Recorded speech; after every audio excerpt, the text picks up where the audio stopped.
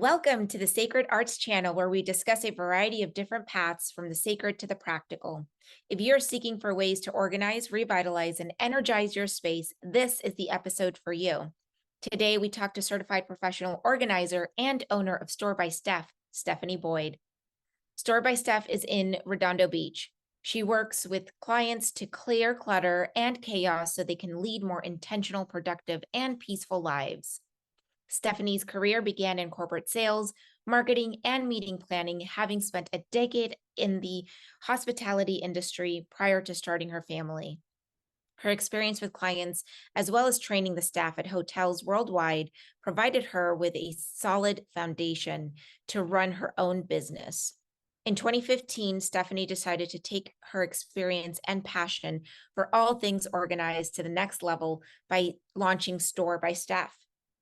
Stephanie finds that serving clients with many different types of organizing challenges keeps her on her toes and always fresh and engaged.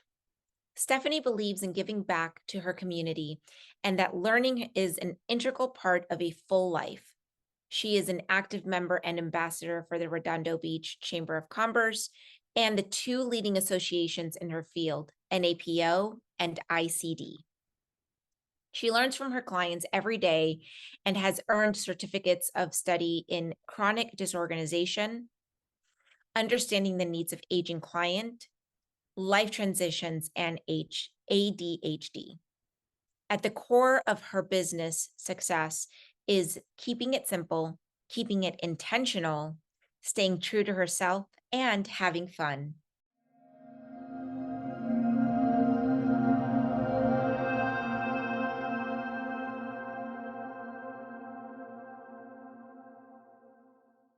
Welcome, Stephanie. Well, yeah, thank you. So much of your story resonates with me, and I think that it's going to resonate with a lot of the listeners and people on YouTube in terms of wanting to declutter, because we all know, we've all heard it somewhere, someplace, that by decluttering or removing these distractions is going to lead to more productivity. It is going to lead to having a lot more peace and less anxiety. Can you tell us a little bit about how you were inspired to pursue this while you were embedded into, like, what I feel like deep corporate America? I mean, running hotels is no easy. Right. So I was in the hotel industry, and then I had taken a break when my kids were young. So I had all this great experience and amazing training, and took a break, did all my volunteer and all the things that I was happy and excited to do when my kids were young. And it was really time to kind of go back to work and figure out, okay, this is another chapter coming. College is right around the corner. What do I want to do? And I was working part-time for an organization, and they approached me and asked me if I would undertake this huge organizing project. And so that's I had this aha moment while I was there. So there was this incredible decades and decades of just boxes of paper that needed to be cataloged and sorted. And it was incredible, the amount of work that it was. And they said, can you figure out what all this is, how to store it, and find a way for us to find it if we need it? So it was like I was a kid in the candy store. I had this big room and my sticky notes out, and it was this incredibly fun project for me. And while I was doing it, people would walk into the room and they'd get this kind of sick look on their face, and they would turn around and walk right out. And sometimes they would say something. And this happened over and over. So that's when I had this aha moment, was like, hey, I love this. I'm creating order out of chaos. And a lot of people just don't even want to be here. It's just too overwhelming for them. Maybe this can be my second career. Maybe I can take some of those skills and logistics and all those things that I used in my former career, and my real joy of connecting with people. So much of the hospitality industry too is really, connecting with people and your clients. And that's something that I love. So I found that organizing might be a way to do that. And so when I started researching it, I was pleasantly surprised that this was an industry, NAPO, which at the time was National Association for professional organizers had been around since the 80s. And there were lots of people doing this. I had no idea.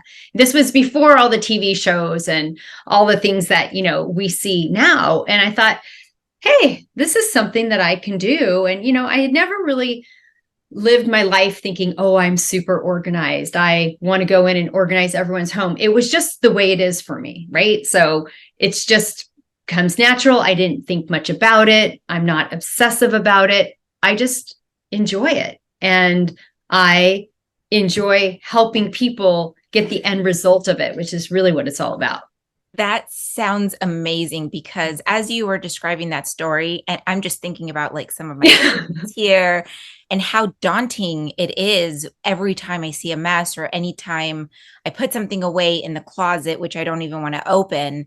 Right. And so clearly you have this special gift, because if it doesn't rattle you and you find joy in it, you're clearly here to help us get organized, which is thank you. Yeah. It's like a puzzle, right? It's like, where do you start?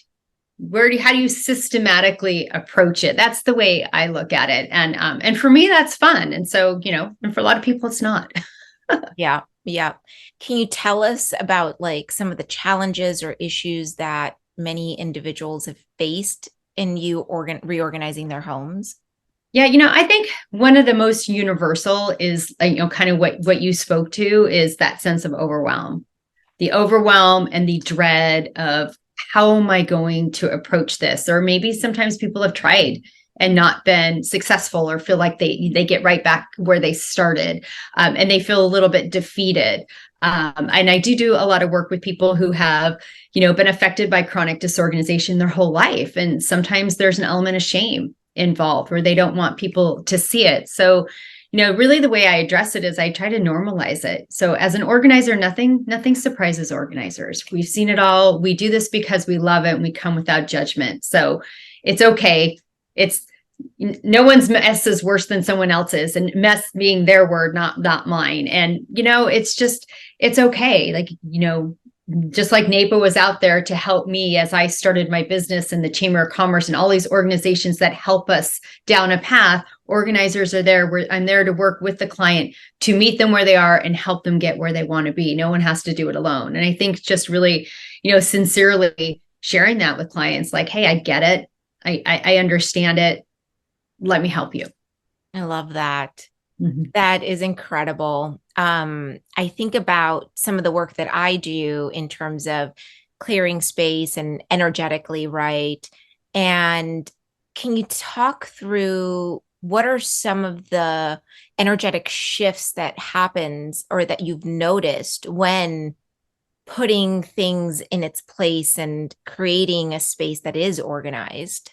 Yeah, well, so I love that. And I love what you do, because the name of my company is Store by Steph. So the store stands for Solutions to Organize, Revitalize, and Energize.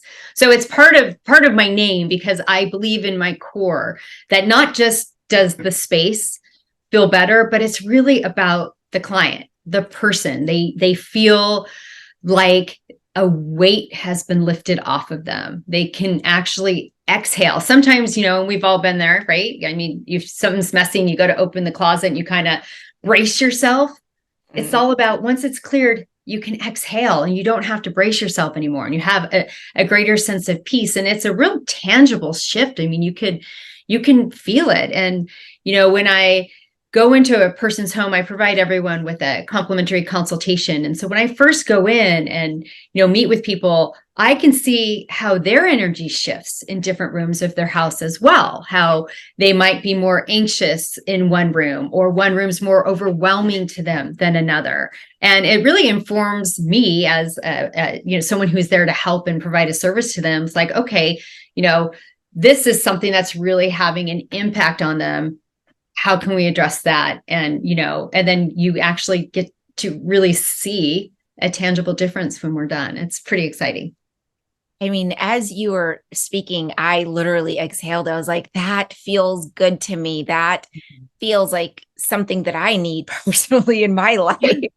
And sometimes it's not always like this huge overhaul, but it's just something simple. Like I'm all about simplicity and intention, right? Keeping things intentional. And, it could even be so, say someone cleans out a drawer, or I've had this where I'll tidy something up and I'll open the drawer the next time. And maybe there's just something in the right place or something set a certain way that I put it there intentionally. And it's just makes me happy. Maybe, I have people sending me pictures. They got a new drawer organizer or they put something somewhere else. And it's these itty bitty things that, make people happy. Or maybe there was something that they want to look at, but it was cluttered and they couldn't see it on a bookshelf behind something. So, okay, let's pull it to the front.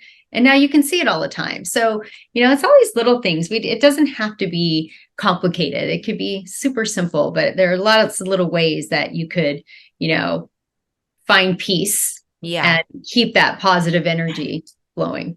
I love that. You've mentioned chronic disorganization a few times now. Can you tell us a little bit about that and what does that mean exactly? So there are people who have tried repeatedly throughout their life to get organized and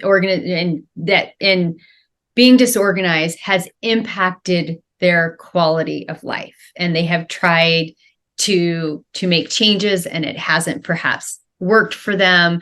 And the struggle is completely real for them as it is, for a lot of people. But that is an area that is near and dear to my heart because I feel like people who struggle with that are some of the ones who get such a great benefit out of being organized. And it doesn't mean that when we're done everything is going to be neat for them all the time, but it's about teaching them and helping them learn skills and coping techniques and ways of sometimes reframing the situation and breaking things down instead of being overwhelmed by this huge project. Okay, how can we, take our process and break it down and focus on one thing, one small success at a time? So I really enjoy working with, people who have all types of needs, but I really enjoy working with people who, are looking for answers because it has had an negative impact on their life in the past. And how can we change that to a positive? And I also liked how you mentioned, one of the practical things to do is like, how can you take this overwhelming huge project and turn it into bite size Mhm. steps, right? Can you share a little bit more on some of the practical tips and strategies that you've used to live a clutter-free life? Right. So a couple things. If you're looking at a big project and you want to break it down, it's say it's particular in a room. It's like a lot of times I will take a really systematic approach to organizing the space and say, okay, we're going to start on this corner and literally work our way around, or we'll start at the top cabinet and work our way down, or the top of the closet, kind of an approach like that. But really the nuts and bolts of it is everything needs to have a place. Every single thing in your home needs a place to live.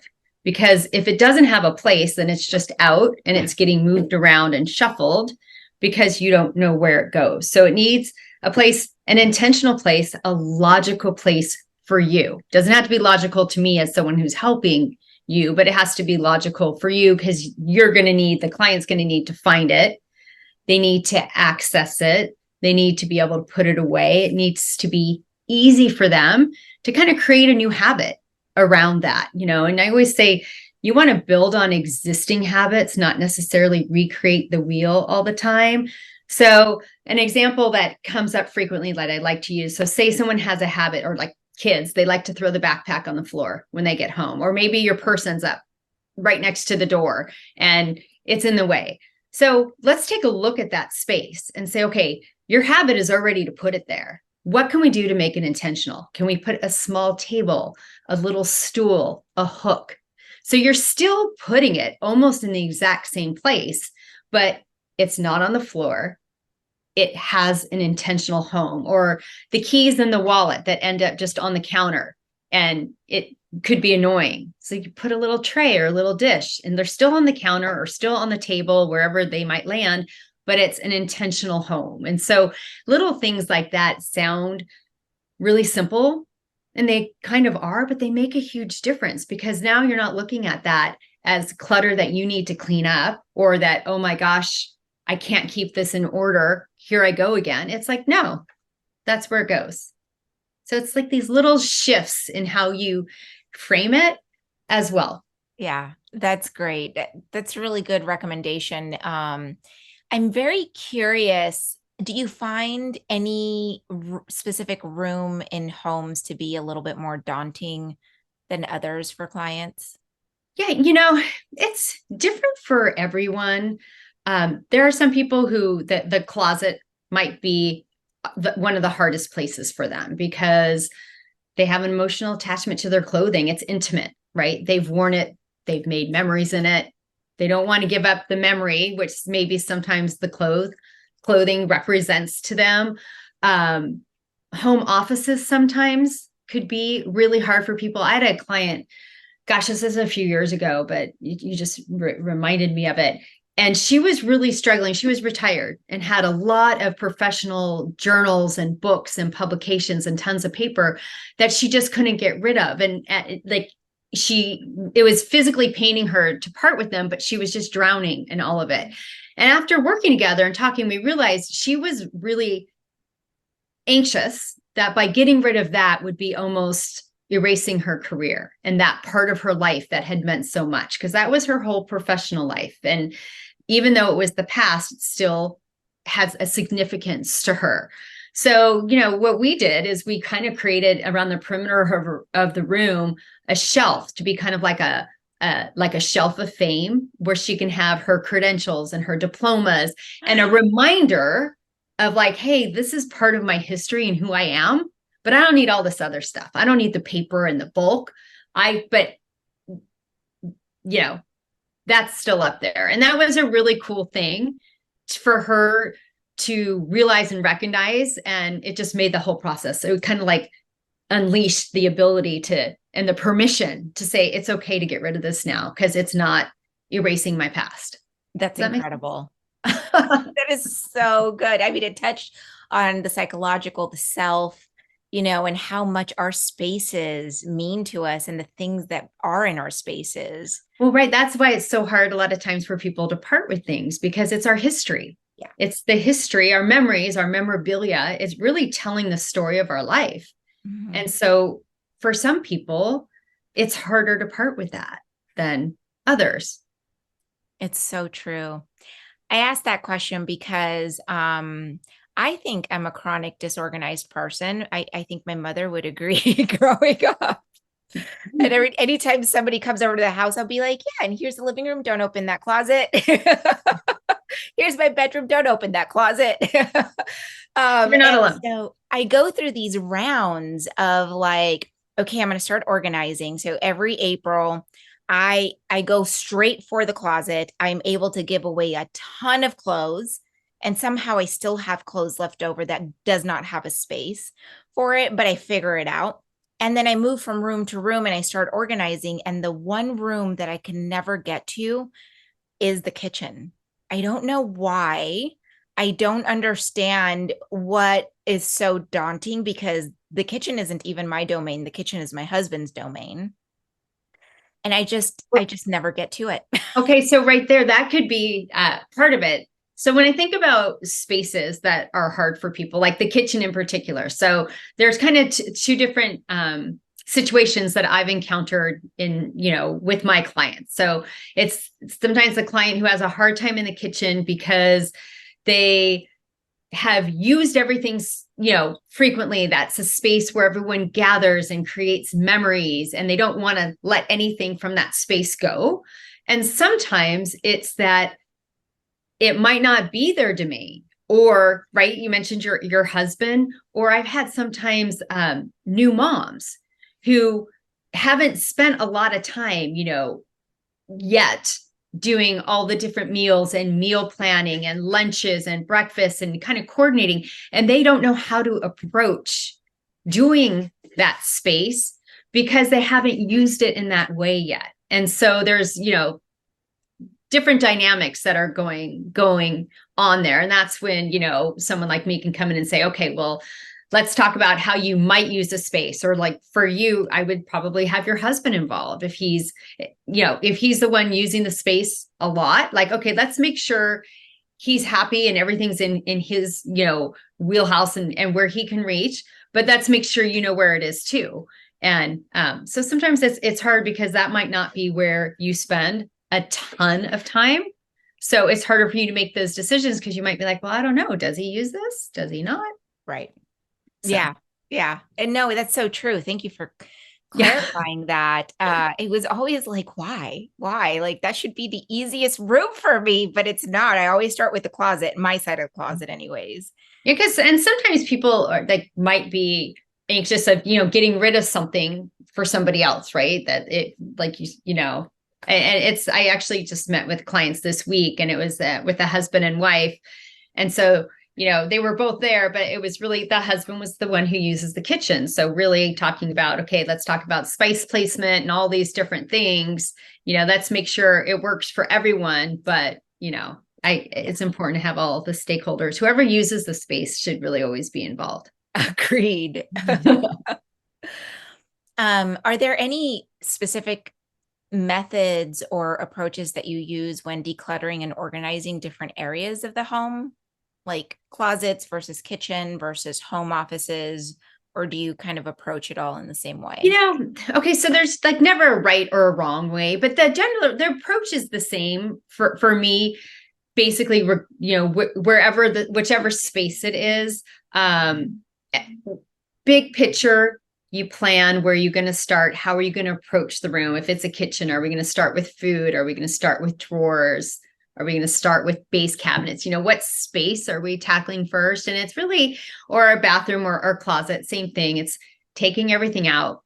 You got to take everything out of the space. And so it was really important for people to plan their time accordingly. You don't want to take everything out if you have an hour, because then you're not going to have time to put it back. And things often look worse before they look better, because everything's out. It kind of can get overwhelming. So that's why, especially if someone is, starting out on their own, I always say start small, start with a drawer or a shelf or, something that you can take out complete and put back to completion. So you build your confidence before, attacking a whole room. But basically I'd say, okay, take everything out. And while you're taking it out, you're sorting it. Are you keeping it? Are you recycling it? Are you donating it? Is it expired? Does it have a hole? If it's clothing, is it stained?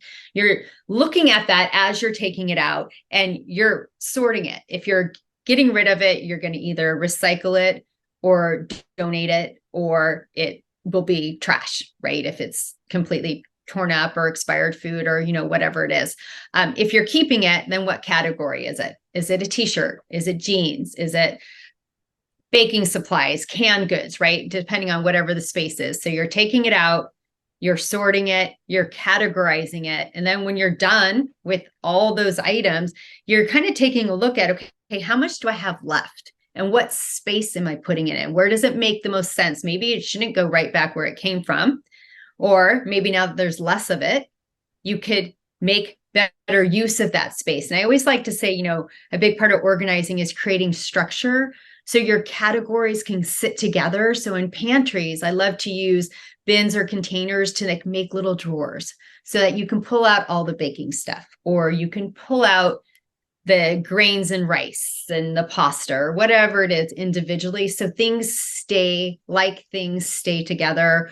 Or in a closet, if you're, hanging your pants together, your t-shirts together, your dresses together, whatever it may be. So you're then putting it back in an organized, structured manner. And that is just, kind of my main approach. Take it out, clean the space, purge, categorize, contain, put it back. And then hopefully it's logical enough to you that you don't have to think about it that much. Because if you have to keep thinking about it all the time, then it's not as intuitive to you. And maybe you need to tweak a little something. No, that makes a lot of sense. I'm wondering if this is a common problem, because something that I see with myself is I feel like I give a lot away, like bags and bags to Goodwill. And I still don't seem to have enough space for the stuff I do I do decide on keeping. And that's for every space in the house. Like, how I had so much more. How do I still not have space? Is it just Right. a form of like finding a logistical way to actually organize it, or what's going on there? So some of it could be, also depending on what it is. But what's interesting too is when you talk about not having enough space, it's so are you really using and wearing all of it? Are you still just getting that top 10%? Or, remember that whole there's this old 80-20 rule that you only look at, 20% of your things or what have you. And I think with clothing, it's even less, right? Most of us probably wear a handful of things over and over again. So when you were purging, you probably just brought out stuff that was in the back before, potentially. And now you might want to have access to it, but there's still just maybe, too much volume. So a lot of times in situations like that, you can look at rotating things, and maybe you physically have to take out some things and put in whatever it is you brought forward.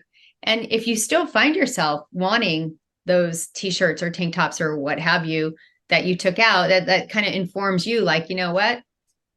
This is excess. I don't need all these other things that I thought I wanted. I really, want my tried and true. So it's a lot of it. It's a combination of, is it too much? Is there a better way to store it and access it?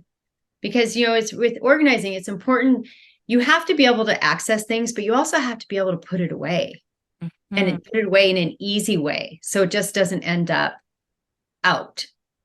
Yeah. So that's something to keep in mind too, especially with closets. If they're too full and you can't put stuff away, or drawers, if they're too full and you can't get the shirt back in, then, it's time to look at maybe rotating what you have or further purging. I like that solution. I had told my husband a few months ago, like, I need to give stuff away. Like, I can't, like, my closet is too full. And his solution was like, we'll get you a bigger closet. I was like, no, no, no, I don't need more stuff. And I need seasonally, organized. if you it's not uncommon to seasonally rotate stuff. Yeah. So if it's all in that space, that means you have to have somewhere to put it, of course. Right. But even if it's just, one bin or something that, a flat bin that can go under the bed for sweaters that you're not going to wear now, because of the climate. So that's stuff to consider as well. Yeah. Agreed. Can you speak a little bit to the benefits of an organized home, whether it's aesthetically or the way that we feel?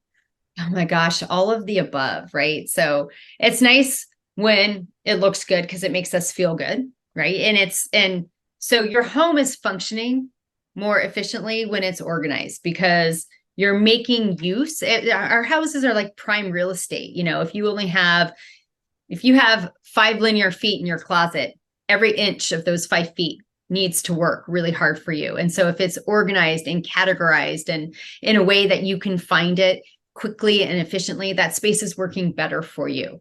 And the same goes for us, right? When we organize, so the space not only is aesthetically, it looks better, it's working better, but all those benefits we talked about with energy before, it's the same for us. There was this study really long time ago, decades ago, that's been cited a lot in the organizing world, how UCLA did a study and they found that the stress hormone cortisol levels were higher in women who reported their homes as cluttered. So like physically, women were stressed out and it was showing in blood tests. And so I think that that's something to think about, and everyone can probably attest to, like, you kind of have that, I have stuff to do. I have like always this to-do list that you can't get to because your house is cluttered or you've got too much. And when all of that is cleared, you can focus. And I have clients tell me all the time, like, I feel lighter, I'm making healthier choices. I can actually finish a project that I've started or, make some progress on that to-do list. So it really lays a good foundation.